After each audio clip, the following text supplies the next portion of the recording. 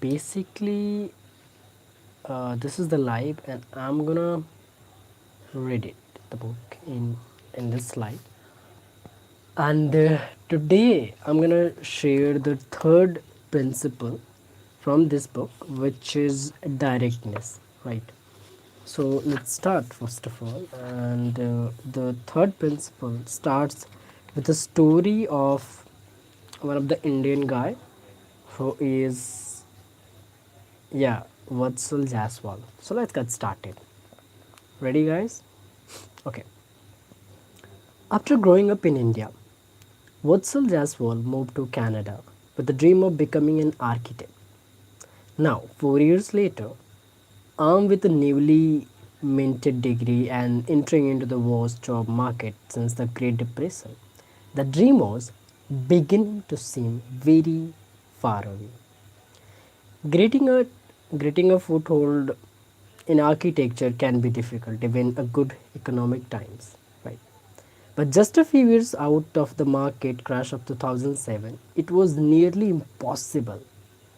Like firms were laying off even experienced architect. If anyone was hiring, they weren't taking chances on some kid just out of school, right?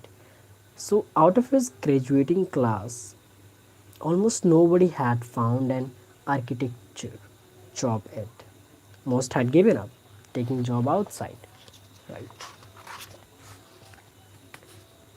Going back to more education or moving with parents until the economic storms abated. So another rejection, Jaswal left the office of yet another architecture firm, walking back to his silver of the one bedroom apartment he shared with two roommates. After hundred of the resumes submitted with no reply, he had moved on the trying a more aggressive tactic of going directly to the firm offices. So pleading to speak with whomever in the charge. Still, after a week of knocking on door and making dozens of the unsolicited office visits, there is no job offer in sight. He hasn't even gotten a call back to a single interview. Still, Jaswal suspected that his struggle could be blamed on more than just a recession. From the snippet of feedback, he could pray, he could pry out of the places and he applied to. He says that the companies didn't see him as a useful employee, right? He had studied architecture in school, but his program had focused mostly on design and theory.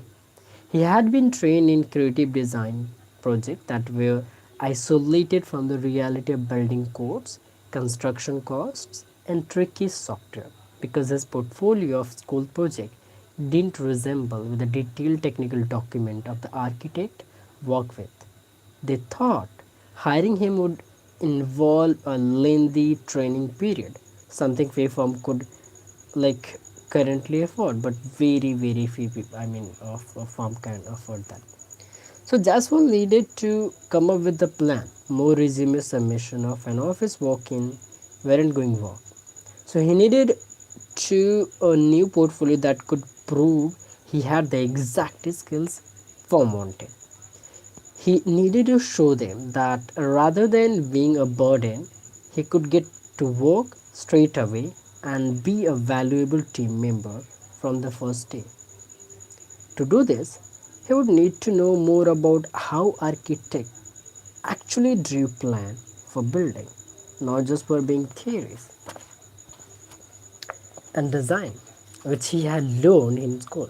But little detail of the that they did drawing, what code they used to present different materials and what the drawing showed and omitted. To do that, he found a job at a large firm pawn shop and the kind of that does printing on the large sheet of a paper favored his architectural blueprint. So low paying and low skilled a job of a print shop wasn't Jaswal's end goal. Still, it could help him scrapey by financially while he prepared his new portfolio. Even better, the point store gave him daily exposure to the blueprint firm we're using.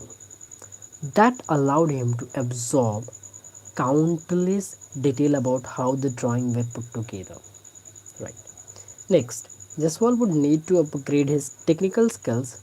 From his walk-in visit, he was aware about many of the form he was applying at were using a complex design software called Rewrite. If he could master it ink and outs, right? He thought he could be immediately useful in the technology heavy entry level position he desired. At night he pushed through online tutorial and taught himself that software. Great. Finally he was ready to construct a new portfolio combining his new revived knowledge with the knowledge of architectural drawing and had gained while working in the print shop. He built a new portfolio instead of the a sorted project from the university. He focused on a single building on his own design, three-tower residential structure with a raised courtyard and the modern aesthetic. The project pushed his skills with the software further, like forcing me to learn new method and ideas beyond the basic of his online tutorial and exposure at the point print shop. That's really great. So what happened actually next? So the point is that importance of being direct. Here we're going to talk about. Jaswal's story perfectly illustrates that the third principle of alter learning, which is directness. By seeing how architecture was actually being done and learning a set of skills that was closely related to the job position he wanted to perform, he was able to cut through the swath of a recent graduate with an unimpressive portfolio.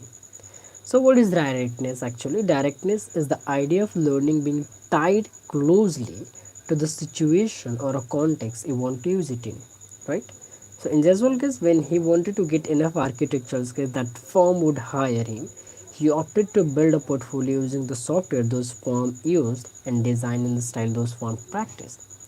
There are many routes of self-education, but most of them aren't very direct, right? In construct of Jaswal, another architect I spoke. So here is another example, and that example is about the person who are too good in the theory part to explain those things, but when it comes to practicality, when it comes to we have to use that software to create those things, there the person lied. So that actually the kind of theoretical knowledge is not useful until you haven't applied in a real practical way. Okay, so directness is a hallmark of most alter learning project, right?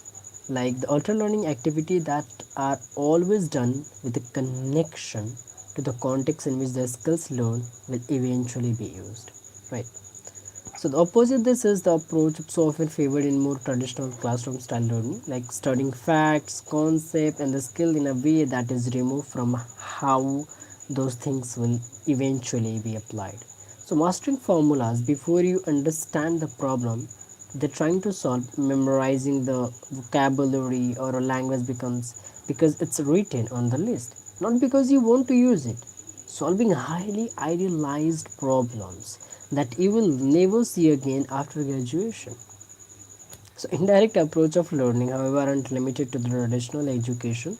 Many self-directed learners fall into the trap of indirect learning. Like if you're learning something, but if you're not able to use it directly at your work, whatever whatsoever you are doing, so that's actually not going to help you. For example, like we take any example, like if you're in a 6, 7, 8, 9, 10th inter, or like you are in any college degree, like pursuing any kind of stream, so you are learning the like factual thing, the conceptual thing, but have you ever come across or have you ever asked a question that where I'm going to use this kind of theories, formula and all? If I'm going to give it there, then let me connect with a more practicality, right? So that's going to help you to be more directness and learn the thing faster, right? So the easiest way to learn directly is to simply spend a lot of time doing the thing that you wanted to be good at, right? So do that, that's what. So let's talk about the transfer, education's dirty secret. Transfer has been called the holy grail of education. It happens when you learn something in a one context, say in classroom, and are able to use it in another context. So in real life, although this may sound technical, transfer really embodies something we expect of almost all learning effort. That we're able to use something we study in one situation and apply it to new situations. So anything less than this is hard to describe as a learning at all. Great. So transfer is all about when you're learning something in a one context and you are applying it in a practical life, real life, then that's the transfer. That you have learned something and applied somewhere. That's transfer of the thing. Okay. So, overcoming the problem of transfer with directness. So, directness solves the problem of transfer in two ways. The first is the most obvious, is that if you learn with a direct connection to the area in which you eventually wanted to apply this that skill, the need of the transfer is significantly reduced. Right, given a century of the research showing the difficulty of transfer along with the proposed solution that have failed to provide lasting result. Any student must take seriously the notion that transferring what has been learned between very different contexts and situation will be like treasures. Okay. Second, I believe that directness may help with the transfer to the new situation beyond its more obvious role in the preventing the need of the far transfer. Many real life situations that share many you can say subtle detail with the real life situation that they never share with the abstract environment and the classroom of the textbook, right? So learning something new rarely depend on just on the mass of easily articulated and codified knowledge present, but on the myriad tiny detail of how the knowledge interact with the reality. By learning in a real context, one also learns many of the hidden details of the skills that are far more likely to transfer a new real life situation than from the artificial environment of the classroom. That's really great. So, although we have talked about directness and the transfer and one of the like story of Jaswal, right? So, see, the ultimate motive of this particular principle is that whatsoever you are learning, if you're not able to implement those things in your practical life with a practical solution, then you need to like switch that particular thing. That maybe whatever they were learning that not resemble with the real life example, real life problem, real life solution, then definitely you have to switch and you have to do the thing that you can match with the real life problem, right? That's what I just wanted to say. So thank you so much for being here for till the end, and I hope you got a little value from this particular life. Thank you so much.